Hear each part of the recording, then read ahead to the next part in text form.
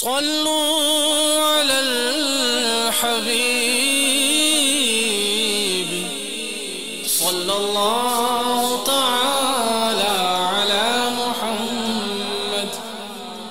دعوت اسلامی کے اشاعتی ادارے مکتبۃ المدینہ کی مطبوعہ 89 صفحات پر مشتمل کتاب مفتی دعوت اسلامی کے صفحہ 38 پر ہے مرحوم رکن شورا مفتی دعوت اسلامی الحافظ القاری ابو عمر محمد فاروق عطاری المدنی علیہ رحمت اللہ الغنی کی والدہ محترمہ کا بیان ہے کہ ہم نے ان کو کبھی غصہ کرتے نہیں دیکھا، نہ بہن بھائیوں پر نہ اپنی بچی کی امی پر غصہ کرتے، ہمیشہ نرمی سے گفتگو فرماتے تھے۔